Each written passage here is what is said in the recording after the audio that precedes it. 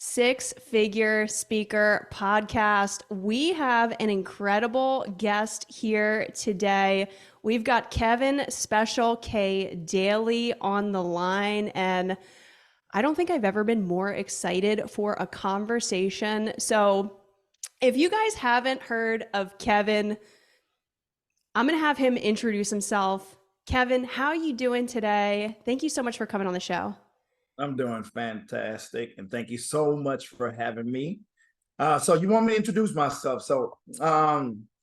Currently, I am the CEO and the founder of the Daley Speakers Academy. What we do at the Academy is we help former athletes, coaches, and other sports professionals to leverage their athletic experiences into paid speaking engagements. But you mentioned Special K, and that name came from the 10 years that I spent as the leader and the captain of the Harlem Globetrotters, just traveling all over the world. So I am a former athlete myself, actor. I'm also a speaker, and I am a award-winning author. I dabble in a lot of little things here and there. I'm like, where do we even start? This is the coolest thing. Kevin, you have such an incredible journey, such an incredible story. Why don't you tell everybody how you progressed? What did that journey look like for you? You started out as a Harlem Globetrotter. You were like leading the team, right? How did that progress into a career as a speaker, an entrepreneur? How did you get to where you are today from there? Yeah, absolutely. So after my Globetrotter days, and that's a story in its own how I became a Globetrotter. But after my Globetrotter days, I did a little bit of acting. I went back. So I used to do commercials prior to the Globetrotters. I used to be a double for Michael Jordan in different commercials. Some of your favorite commercials, it was actually me acting as Michael Jordan. So that was a lot of fun. But then, I knew eventually my athleticism will start going away.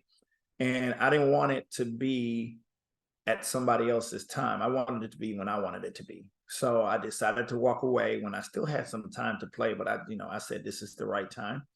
I said, I want to be a speaker because as a Globetrotter, I learned that we were inspiring so many people through what we did, hospitals, schools. I have tons and tons of stories of people on their deathbed, being extremely happy because we were able to put a smile on their face. So I wanted to be able to continue doing that, but I wanted to do it as me, right? Not just as the Globetrotters, but I wanted to do it as Kevin Daley doing it. So I figured that motivational speaking would be a great way of doing so. However, in the beginning, I failed. I failed drastically because I didn't know anything about the speaking business. I was very well versed when it came to being on stage and speaking in front of thousands of people, but the actual business of motivational speaking, I knew nothing about. So eventually I went ahead and got me some coaching, I got me some training, and I started cracking the code up to a point where I was able to do it full time. From there, I had a lot of former athletes that wanted to do something similar to what I was doing. See, as former athletes, usually when you retire, you're either going to some type of coaching or you want to speak for some reason, right? Most of us don't want to go into a 9 to 5. I had to at some point, but most of us don't want to because that's what we're not used to that. So I decided to do something to help those former athletes that want to become motivational speakers. And we started an entire academy just tailored for former athletes in the beginning. Now we opened it up to coaches and others as well to just help them navigate that transition from sports into speaking. We have so much to give to the world, right? The experiences. I've been to 102 different countries. So many stories from there, right? And not every athlete has been to 102 countries, but there's many things that they've learned about discipline, about overcoming adversity, leadership, lots of things that they can share with the world. So that's how the Academy came about. And we are extremely proud of what we've been able to accomplish so far as a company. I love that. I love that. I love what you're doing to really give back to society after this. So it sounds like your transition from being an athlete to, I'll just refer to it as being a performer, as a speaker, came a little bit naturally. But it sounds like you said, you mentioned you failed early on in your journey. What did that look like for you when you were in that spot where it just wasn't working out? Which, even though I failed, it was probably the best thing for me at the time. I failed because I just didn't know how to get the opportunities. I didn't know how to actually ask for what I was worth. So I was just getting little events here and there, 500 here, 1,000 here, which definitely wasn't enough for me to make a living. So it forced me to go into corporate America. And when I went into corporate America, I was in my 38 or something in an entry level job in a cubicle at 6'5", right? But I was kind of like bummed out a little bit, but at the same time I was excited because it was something new to me. And it was the best because I learned the lingo. I learned all about corporate America. I was able to move very, very fast into different levels till I became the second job, and the last corporate job that I had was I moved all the way up to the senior director of sales of the company. And when I got there, we were a startup, and then I helped that company get an evaluation of 2.2 billion and sell the company. Right when I came in, we were barely worth a couple million, maybe 2 million. So I learned a lot, especially in a startup. You have to wear many, many hats. And that helped me for when I wanted to go speak to corporate America. I kind of knew what it is that they needed, and I knew how to communicate with them. I knew what to present to them. So that really, really helped me. So that failing was actually a turning point for me in my speaking. I love that. So it sounds like you went back and you learned a lot of what you brought into your speaking career. So, how did you really go from that place where you were charging $500, barely getting paid to speak, to making a full time career of it? Yeah, so I learned different strategies on how to actually reach out to these companies, events, associations, and also I learned how to package myself to them. Right, I learned how to listen to what it is that they need and present myself in a way like, hey, you will be fooled for not hiring me because I have what you need right now. I leverage my athletic background as well. Use the Harlem Globetrotter name and the position that I had there. That opens some doors, but it's always up to me to keep the door open, right? No matter, your background can open the doors, but your background is not going to keep the door open, right? So you still have to know how to communicate and navigate. So I was able to do that. And then also I wasn't afraid to put a higher fee to my speaking and walking away from those that didn't meet the criteria, right? And then once you start going and you start getting some testimonials from different companies, that's always going to be helpful as well. So I've gotten to the point where I've been hired to speak for like Microsoft, Paycom, big payroll company, Northrop Grumman, big graduations. And so that's where I always wanted to get to. But I'm a big believer in making big goals and just doing whatever it takes to get to achieve those goals. Just like figure it out. Like if somebody else is doing it, why the heck can I do it? So maybe I don't have the skills or the knowledge to do it today, but that is something that I can go ahead and go get. Right. So I just figure it out. Just figure it out. I love this. I love this. Just figure it out. And it sounds like you had been through a little bit of this. You knew you were meant to play at a certain level when you got into this speaking career, and you really had to hold that high standard for yourself. You set boundaries, you said no to opportunities.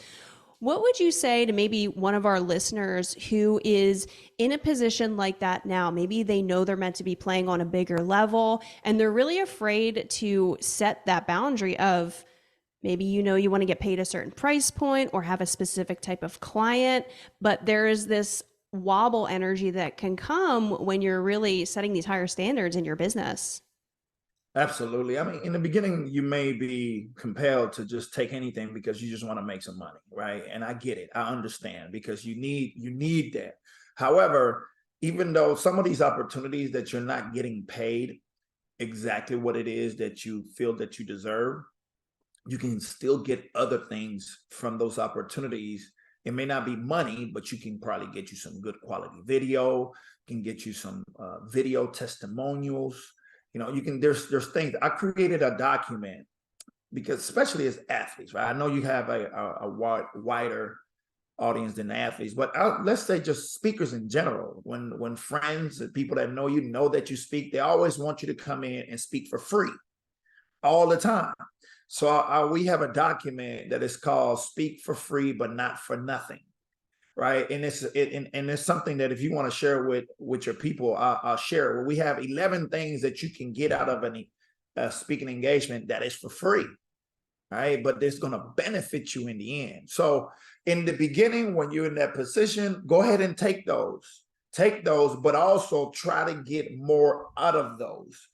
Then later on, as you start to learn your audience and learn what it is that they're seeking, you're going to put a powerful, powerful presentation.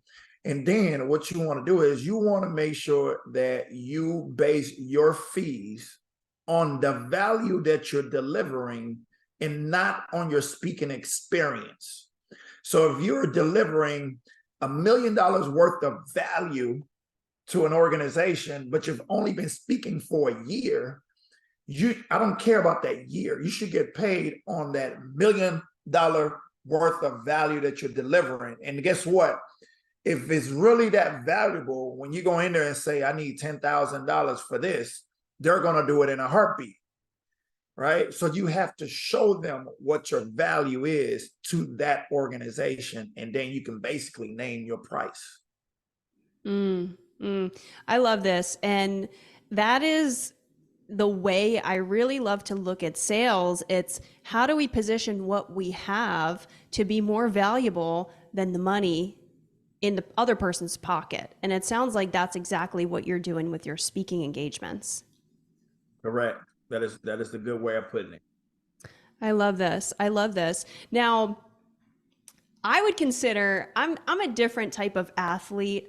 I have a rock climbing background. I've never played basketball really. I'm never a ball sport person, but for sure have had a lot of years of rock climbing under my belt.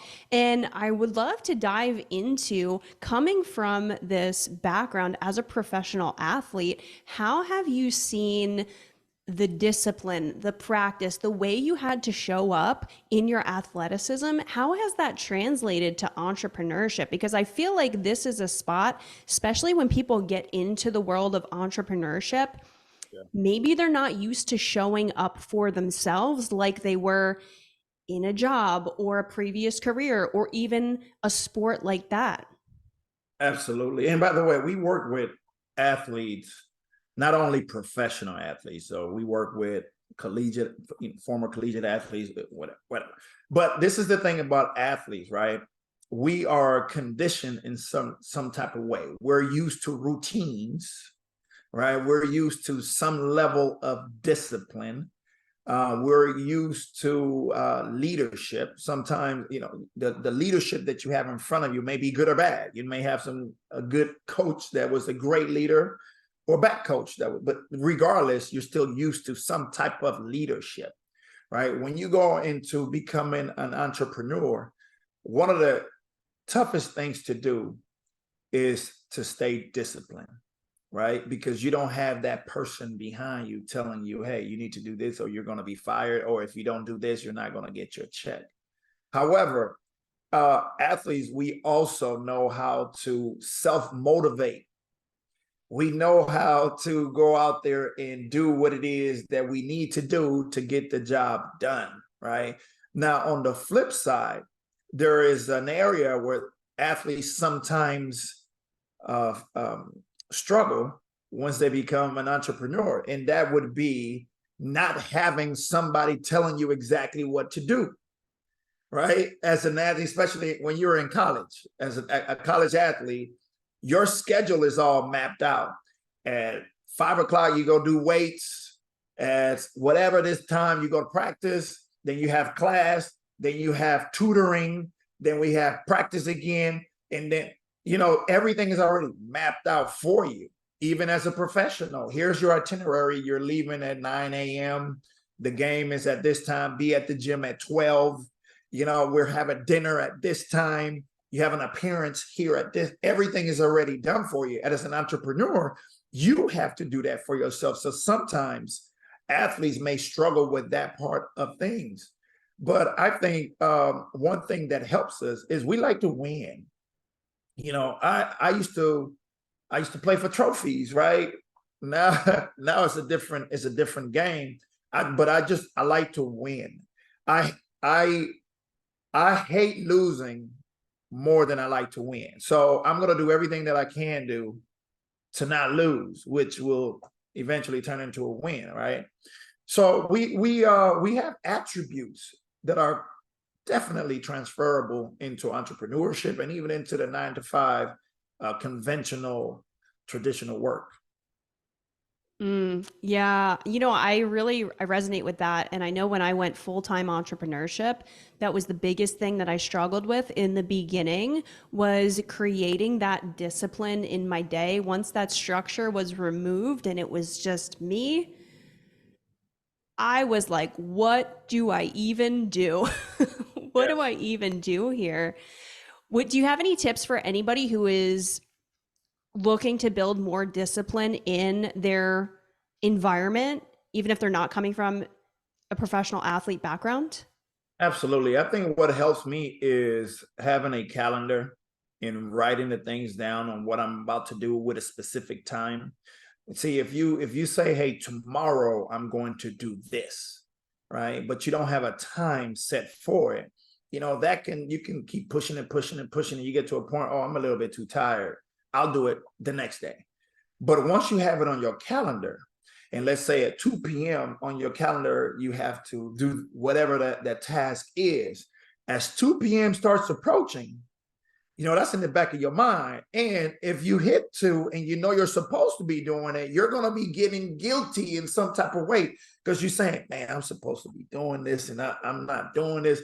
So I use my calendar religiously, and it really helps me stay focused, stay disciplined, and stay on track to what it is that I want to do. So that's definitely my recommendation for sure. And you mentioned leadership, and I love this topic too because this is so huge. You mentioned having a mindset of winning. How do you navigate the duality? And this can be translated from the athleticism to entrepreneurial life. How do you navigate the duality of having the mindset of a winner, wanting to be somebody who loves to win, but also really following that love for playing the game? Because I feel like these two realms are very, very parallel in that nature. Yeah. So there's different ways that you can win, right? You can win with low integrity, or you can win and do it the right way. I get a whole lot more joy out of winning the right way, right? So my thoughts is when it comes to leadership, not everybody has it. Not everybody has it. However, it is such an intricate part of winning. Even if you're not leading a team, you're a leader for yourself, and a leader for yourself on different things that have to be done for your entrepreneur journey that it is that you have to do. So it's just a matter of staying focused, looking for what it is that you're lacking. See, you have to be able to raise your hand and say, I am terrible at this. I am terrible at this. I need help with this area in my life or in my entrepreneur journey, or whatever that is. And that is being a leader in its own, to be able to raise your hand and identify these areas and go get yourself the help in that area, or get somebody to do it in that area for you. right? I am like, I have different systems that I use. Uh, I can use them because I like to learn how to use them, but I don't like to spend my time there. So I bring somebody else that can do it better and quicker than me, right? While I can focus on something else. So I don't know if that quite answered your question, but I hope it did. Yeah, yeah. And even just cracking into this topic more of leadership and leading yourself. And I even see on your wall, I see, is this the Ashford University plaque behind you? Yeah. Because this even leads me into, I found a quote from you, and you were talking about your journey to go back to school, go to Ashford University, and you said you didn't give yourself an opportunity to talk yourself out of it. It's so big, and I'll tell you what I meant by that. Absolutely. So when I was playing with the Globe, so when I finished college, I left to pursue my basketball journey. Turned out pretty good because I was able to play 14 years where somebody paid me to play basketball. However, I knew that that time would come to an end at some point. So I wanted to finish my degree before I retired. So when I retired, it wouldn't be something that I had to go back and get. Right. So that was one reason why I did it. Also, there was three reasons why I did it. That was one. The second one was I promised my dad that I will go back and finish it. And then the third one was I have two daughters now, but my oldest daughter, she was my only at the time. I wanted to be an example for her. Right. I wanted to show her like you can do this no matter what. So I did it, traveling all over the world, very, very difficult. In the span that I was traveling, in the span that it took me a year and a half, I think I traveled like over 500 miles to 25 different countries. And the status out there, like 25 different countries and man, bunch of cities, whatever. No, it was more than 500 miles, 500 cities, 25 countries and 5 continents, something like that. Ridiculous. However, when I decided to do it, that's where that quote came from. When I decided to do it, in a matter of a week and a half, I was already taking my first class because I didn't want me to get into myself and start second guessing myself. Man, that's going to be so tough. I can do it later. I wanted, while that bug was in me, I wanted to go ahead and take care of it right away. So I did it. I found a university. That was the only university. Well, that was the best university that I didn't have to be on campus at all, 0%. At that time, most of them, you had to come on campus even for one day. And I couldn't afford to even do that because I was traveling so much. And also, they took most of my credits. So I wanted to see which one I could get the fastest to my degree. So I went ahead and did it quickly like this. And all of a sudden, I'm taking my class because I knew once I started it, I'm not going to want to fail. That's another thing, knowing yourself, knowing what's going to motivate you, what's going to trigger you. So I went ahead and I did it and ended up graduating with like a 3.7 or something like that. It was very, very challenging, but it was doable. I was doing a lot in locker rooms, doing homework, on the bus, on the plane, 2 o'clock in the morning after games. But I'm happy that I went through it because I have something to talk about. Nobody can tell me they don't have the time to go to school because nobody can tell me that. I love this story. I love this story. And there is this, it's so simple yet so profound to be a person of your word, to decide that you're going to do something, whether it's deciding to go and finish your degree or deciding to become a speaker or deciding to build a 6-figure or a 7-figure or an 8-figure, however far you want to go in your business. There is something so profound about being somebody who follows through on your word and shows up no matter what. And it sounds like that was really a lot of what you were doing. This, a lot of what we say in the Wealthy Woman movement, this no matter what energy is really what carried you through that. Yeah, absolutely. And I just want to say it's okay to fail. I just hate to fail, but it's okay to fail. I would much rather fail than not knowing what could have happened if I tried. Okay, the one place. So I want to encourage those that are here watching, listening to this, if it's becoming a speaker, if it's leaving your 9 to 5, if it's writing that book, whatever it is, that idea that you have, just think about this. The one place that has the most unwritten books, unwritten stories, motivational speeches, presentations, courses, the place that has the most of that is the grave, because people die with those ideas inside. So if you have an idea, go out there and try it. The worst thing that can happen is it wasn't the right thing to go into. Let me figure out which one is the next one. Right? So just try it. I'm never afraid of failing. I failed many times. I hate it, but I'm not afraid of it. I love that. That's so powerful. And, it really takes so much courage. It takes courage to get out there, to pursue your dreams, to start something you've never done before. And I agree with you 100%. I'd rather know that I stepped into the courage, I built that tolerance to know I tried, know I failed, and I went for it, than go to the end of my life wondering what if. Correct. Correct. So, Kevin, I was looking around and I found a book that you wrote called I Never Stop Smiling. And it's, you know, is it cool if we go deep? Is it cool if we go deep for a second? Okay. Cause this story really resonated with me. And, you mentioned to the grave.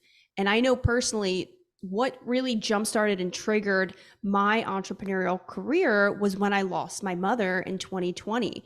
So I know that you wrote this really profound book and you've come through a lot of adversity, a lot of different things growing up. And really, this whole context of you kept moving no matter what. You kept moving with a smile on your face. You kept moving with optimism. Can you tell our audience a little bit about the story, what you navigated through, the adversity that you overcame on your journey? Absolutely. So I Never Stopped Smiling. That was the first book that I ever written. It's crazy because I had a difficult time writing papers at school, right? Essays and all that. It's very difficult. But this book, I was able to write it. It's my autobiography, and it, it was challenging. Some spots were very challenging, and my story started at the age of 3 when I lost my mother to suicide. So that chapter 1, it was the last chapter that I wrote. I wrote the book in chapters, that from the easiest to the most difficult and most challenging one. And chapter 1 was the one. One, because of the emotion that it would take to write it. That's one. Two, because I don't remember that time. I was 3. I don't have a single memory of my mother. Not one. There's not one that comes to mind at all. So I had to interview I have 2 older brothers. I had to interview them and interview my father and other people in my family to get something together to be able to write the chapter. And up to that point, it was very difficult for me to talk about that situation. So that's over 30 years of me having an issue being able to talk about what happened to my mother. But when I wrote the book, it was so therapeutic. It's crazy. I've heard this before, but it wasn't until I felt it myself. It was literally like therapy to me. From that point on, after it was like I let it all go, and I was able to just say, okay, yes, I'm not happy with what happened. However, this is the situation. Let's live life. Right. So and let me tell you why I wrote it, like how it came about, like the idea. I was doing an event speaking at in DC, and it was an event called Do the Right thing, like write as in writing, where they get kids from all over the United States to write different essays on tough situations, that traumatic situations that they went through, and then the best essays that will bring them from each state. So these kids were talking about some tough things. So they're up there reading it, and about like, I saw my father take my mother's life, like things to that extent. And they were being so courageous, right? They were so brave that I said, wow, if these kids could be this brave, I need to go out there and tell my story. Maybe somebody would benefit from my story. You know, maybe one person, I don't know. So that's really what triggered it. They gave me that kind of strength to do it. And then I started writing it. And then eventually the book ended up winning an international award, the reader's favorite award in its category, which is a worldwide competition. I was up against some tough competition, which it just blew my mind, because I've never considered myself a writer.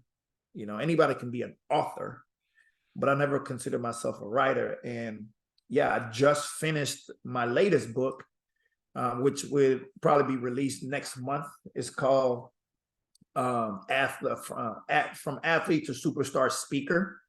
So it's just everything that I know in paper to help these former athletes to become a superstar speaker. I love that. I love that. Yeah, and it's a journey, right? And I think that we can overlook the power that our story has on our audience. And it's one of the most often overlooked, but also at the same time, it's our superpower. It's our biggest asset as a marketer, because nobody has your life, your wisdom, your story, your magic, your upbringing. And no matter where you're at or what you do or who you serve, this is the one thing that's really going to set you apart. So I love that you share that. And I love that piece of it too, of just really moving no matter what, and really continuing to move through that adversity and use it to fuel you. Absolutely. And yeah, I don't think I addressed that part of things, but I don't know. I often get asked that question, like, what kept me going, And when I was 3 years old, there were 3 goals that I made. No, I'm sorry. When I was 5 years old, there were 3 goals that I made for myself. Somewhere, somehow, I learned that people were actually getting paid to play basketball, right? So I said, man, this is something that I would do for free anyway. I want to get paid to play basketball. So I made that. That was one goal. Then the second goal was I wanted to play with the best and against the best. Like that's what I want to do. And then somebody had given me a map. I used to like geography and all that. So I said, I want to travel the world. So those were my 3 goals that always were with me. And now, mind you, I was born in Panama City, Panama. This is in Central America. It's a very small country, very tropical, nice, but it's a very small country. Had no thoughts at that time of moving anywhere outside of there. People laughed at me when I told them those goals that I had, which is something that I seek now. I want people to laugh at my goals. That means they're big enough, right? They laugh. So how did I guess what kept me going is I had these goals that were hanging and I wanted to accomplish, right? So eventually I went ahead and when I got my first check, I'll never forget it. I was in Costa Rica, got a check. They handed it to me in practice. I ran all the way to my apartment, closed the door, and I cried because I accomplished that long goal that I had. Now the check was only $1,000, right? But I never had a dollar amount on my goal. If the check was $1, I would have still cried. Now that day I made another goal to make more money because 1,000 wouldn't cut it, but right. But that was the one goal that I hit. Then the next goal was to play with and against the best, and I've done that throughout my career in LA, I've played against Kobe, Shaq. I played one-on-one against Michael Jordan for 3 days, where we was literally playing one-on-one to film one of his most iconic commercials. So I did that as well, and I've traveled to 102 different countries. So I accomplished all of those 3 goals that I set. So what I started doing from that point on is just set goals and don't be afraid about knowing how you're going to accomplish it. That doesn't matter. That'll work itself out. Just set the goals and go get it. Right. So I always have little goals for myself, and I just don't stop until I get it, or until something tells me, man, you just ain't gonna hit this one. Player, go move on to the next one, player. You're not gonna hit this one. So yeah, that's it. That's it right there. I love that. I love this. Having a vision that outweighs the fear, having these goals that are just so big and so audacious. Who did you have to become along the way, coming from Panama City to stepping into this person who is playing with some of the best players in the industry? So it was, I had to feel and believe that I belonged. I remember when I would come back home from playing with like Magic Johnson and all this, and my dad was like, yo, did you get their autograph? And I'm like, no, I'm one of them. I'm not going to ask them for the autograph. Now, you can come up there and get their autograph, but I'm not going to ask for the autograph, because I feel like those are my peers. Yeah, they playing at a different level of getting different type of money, but we do the same thing, you know? So I always wanted to feel like I belong, like I could walk alongside with them. So it's your mindset of knowing, man, I'm supposed to be right here. This room, they got room for me right here. So that's what it is. Just knowing that you belong. I feel like this piece gets overlooked, the embodiment piece of really becoming that person. So there's this internal piece that is so huge. And then there's the external piece. And I know you said you're from Panama City. I heard you talk about this in one of your talks, and you were talking about this hook shot that you did. You guys didn't play this game for 30 years in Panama City, and you had this hook shot, and you were talking about making it look easy. And the context was really, if you want repeat business, you have to make what you do look easy to your clients. Can you tell us a little bit about this piece? Absolutely. So as a Globetrotter, in the position that I held, I was the showman. Most of you may know Meadowlark Lemon. That's the position that I had. So one of the things that we do in that position is shoot a half-court hook shot. From half-court, hook shot is this way to the side. So I'm in Panama for the first time with the Harlem Globetrotters. They hadn't played there in literally, like you said, 30 years.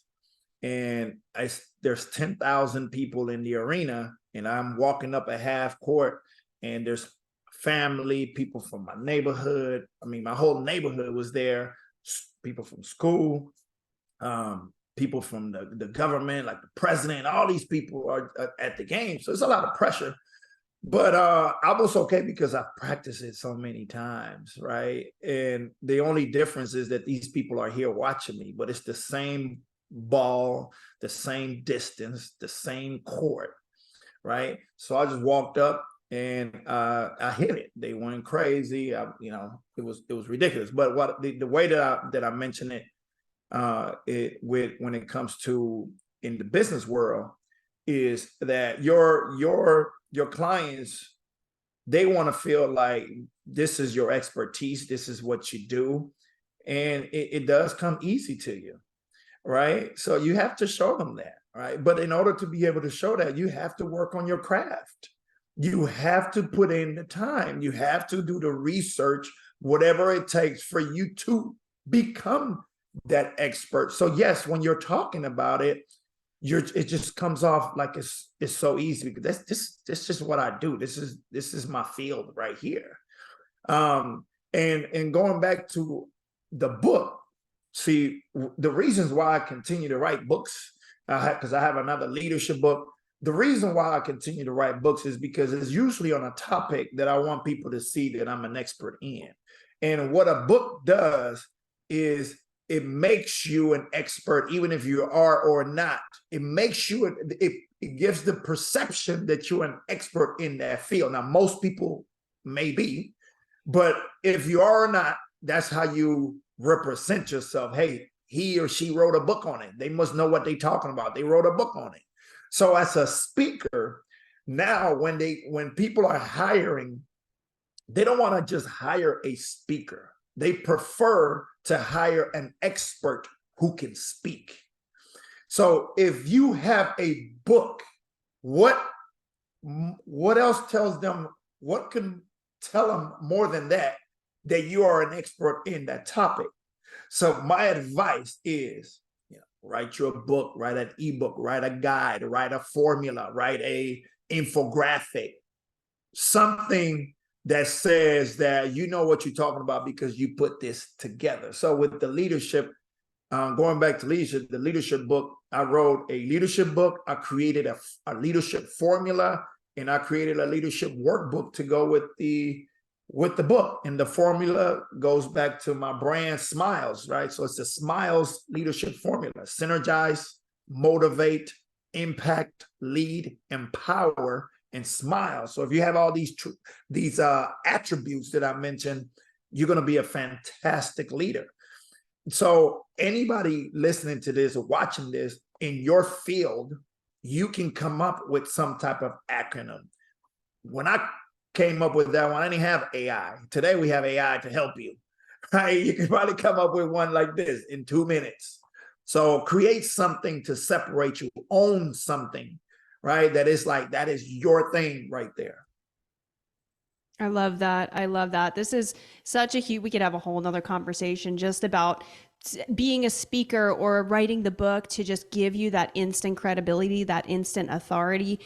Right. Kevin, how can people find you? You mentioned you've got a new book coming out. You're doing some incredible stuff in the industry. How can people support you in your business? How can they work with you? Tell us where we can find you at. Absolutely. So you can find me on most social media. My handle is Mr. Trotter 21, Mr. Trotter 21.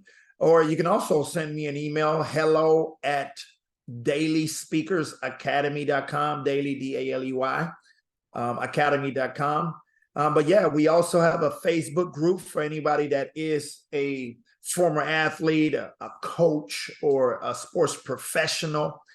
You can join our Facebook group. It's called the Motivational Speaking Roadmap for Former Athletes, Coaches, and Sports Professionals. So find me there, and I'll be happy to welcome you to our community. But thank you so much for having me. This was a lot of fun. Hopefully you guys got some value out of this conversation. I love this. I love this. Everybody go connect with Kevin, go binge his content, join his Facebook group, follow him. He is an incredible leader. He's an expert at what he does. And Kevin, for those who are listening in our audience now, a lot of our listeners, they have this sense that they know they're meant for more. They know they're meant for more than just selling on and marketing on social media. They feel called to make a massive impact in the world. And maybe if they're in one of those places where they're transitioning and they're really wanting to take that big leap, go all in, what would your advice to them be? Yeah, absolutely. Identify what it is that you can give the target market that you want to speak to, right? Identify those things. What are they going to walk away with from speaking, from hearing you speak? Make sure that you're 100% clear on what that is, right? And then go target them and let them know, hey, it's not all about me. It's about, this is what I'm going to do for your audience. This is, because of me speaking to them, your audience is going to become the greatest leader on earth, whatever that is. So I think a lot of speakers make the mistake because they focus a lot when they're doing their outreach and trying to get engagements. They focus a lot on themselves. And I understand it's easy to do. I did it in the beginning too. Hey, I'm a former Harlem Globe Trotter, blah, blah, blah. I thought it was going to get me more bookings, but it's all about, they didn't care. It's like, what are you going to do for me? Right? So if you go in with that mentality of what I'm going to do for them. And you have to be clear about what that is. And that's going to help you be able to target these people, the outreach, and actually get booked. I love that. I love that. Kevin, this was incredible. What a big conversation. This was so, so valuable. And I really love bringing this conversation of athleticism into the entrepreneurial journey because I feel like they just go hand in hand. So, Kevin, thank you so much for coming on today. This was incredible. Thank you so much for having me. And you're doing great things. So keep it up. Keep it up. I'm watching too, so keep it up. I'm so excited to see what you create. All right, we'll have all of Kevin's links shown in the show notes, everything that you need to get a hold of him. So go find him, binge his content. Kevin, I will talk to you so, so soon. Bye-bye.